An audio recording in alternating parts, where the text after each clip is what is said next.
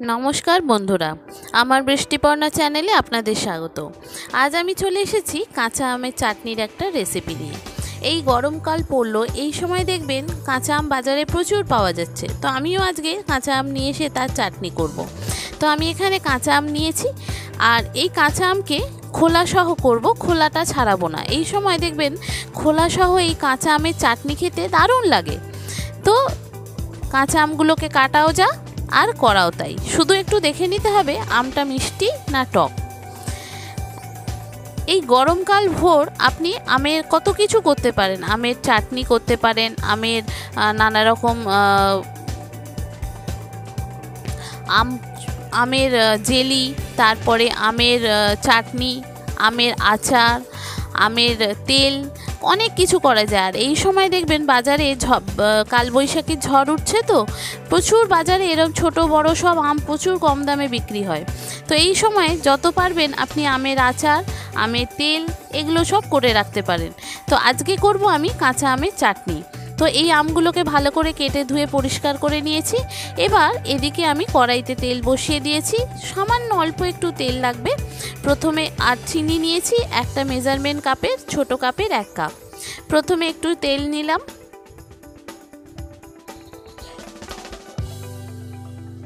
নিয়ে একটু কালো সর্ষে ফোড়ন দিলাম। কালো সর্ষেটা ভালো করে ভাজা হয়ে গেলে একটু নুন আর একটু হলুদ দিয়ে দেব এই তেলের মধ্যেতেই। আগে থেকে দেব না, প্রথমেই দিয়ে দেব। এতে কি হয়, আমের কালারটা খুব সুন্দর আসে আর ভাজাটাও খুব ভালো হয়। তো যে সমস্ত বন্ধুরা আমার ভিডিওটি দেখছেন অথচ আমার চ্যানেল বৃষ্টিপর্ণাকে সাবস্ক্রাইব ও ফলো করেননি, তাদেরকে অনুরোধ করব আমার চ্যানেলকে সাবস্ক্রাইব ও ফলো করে দেওয়ার জন্য। তাহলে নতুন ভিডিও আপলোডের সাথে সাথেই আপনাদের কাছে নোটিফিকেশান চলে আসবে ভিডিও আপলোডের। কেমন হলো রেসিপিটা অবশ্যই কমেন্ট করে জানাবেন, ভালো লাগলে একটা লাইক ও শেয়ার করে দেবেন।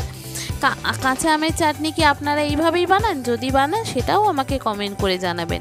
এবার আমগুলো দেখুন অল্প একটু ভাজা হলেই হয়ে যায়। এবার পরিমাণ মতো জল দিয়ে দেব, দিয়ে এটা ঢাকা দিয়ে দেব। এবার যদি আমগুলো তাড়াতাড়ি সিদ্ধ হয়ে যায় তখন বুঝবেন যে আমগুলো খুব টক। আর যদি দেখেন আমগুলো সিদ্ধ হতে অনেক টাইম লাগছে, তার মানে বুঝবেন আমগুলো মিষ্টি।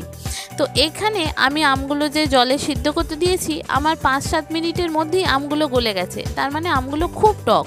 আমি যে মেজারমেন্ট কাপের চিনি নিয়েছি ওই চিনিতে আমার হবে না, আমাকে আরও একটু চিনি দিতে হবে। এটা আমার শাশুড়ির থেকে শেখা। আমার শাশুড়ি টকের একদম খুব, তার টক না হলে চলে না। তো তিনি এই সমস্তগুলো খুব ভালো করে চেনেন। তো আমি যখন রান্না করতাম তো আমাকে বলতো এই আমটা টক হবে। কি করে বুঝলেন? বললো যে এটা তাড়াতাড়ি সিদ্ধ হয়ে যাচ্ছে। তাড়াতাড়ি সিদ্ধ হয়ে যাওয়া মানে এই আম খুব টক, এতে চিনি বেশি লাগবে।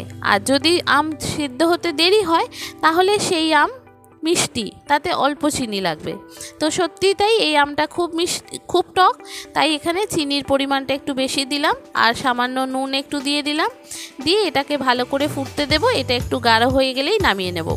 আমার যে সমস্ত বন্ধুরা ভিডিওটি দেখছেন অথচ আমার চ্যানেল বৃষ্টিপর্ণাকে সাবস্ক্রাইব ও ফলো করেননি, তাদেরকে অনুরোধ করব আমার চ্যানেলকে সাবস্ক্রাইব ও ফলো করে দেওয়ার জন্য। তাহলে ভিডিও আপলোডের সাথে সাথেই আপনাদের কাছে নোটিফিকেশান চলে আসবে ভিডিও আপলোডের। কেমন হলো রেসিপিটা অবশ্যই কমেন্ট করে জানাবেন, ভালো লাগলে একটা লাইক ও শেয়ার করে দেবেন। এই রকম আমের টক এই গরম পড়তে না পড়তে দারুণ লাগে। শেষ পাতে একটু চাটনি বা টক না হলে কি আর চলে? তো এইভাবে আমের আমি চাটনি করেছিলাম, দারুণ খেতে লাগে। দেখুন আমার হয়ে এসছে, গাঢ় হয়ে গেছে। আমি এবার একটু লেবুর রস দেব, পাতি লেবুর 1 কোয়া রস দেব, দিয়ে এটা নামিয়ে নেব। দারুণ খেতে লাগে। একটু বেশি করে ফ্রিজের মধ্যে রেখে দিয়ে শেষ পাতে আপনি রোজ করে একটু করে বার করে খেলেই হবে, দেখবেন দারুণ খেতে লাগে। আর গরমটা মনেই হয় না। আর এই গরমে টক আর তেতোটা একটু বেশি ভালো লাগে। কেমন হলো রেসিপিটা অবশ্যই কমেন্ট করে জানাবেন বন্ধুরা, ভালো লাগলে লাইক ও শেয়ার করে দেবেন।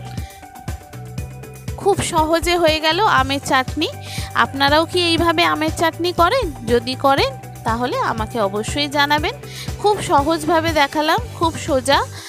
আপনারা নিশ্চয়ই এরমভাবে করেন। যারা পুরানো তারা তো এইরমভাবেই করেন, কিন্তু যারা নতুন রাঁধুনি তারা এইভাবে করতে পারেন। খুব সুন্দর খেতে হয়, দেখতেও সুন্দর হয়, খেতেও খুব সুন্দর টেস্টি হয়।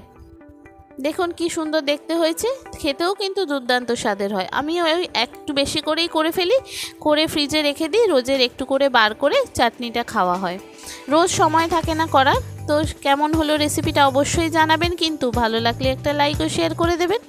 থ্যাংক ইউ বন্ধুরা।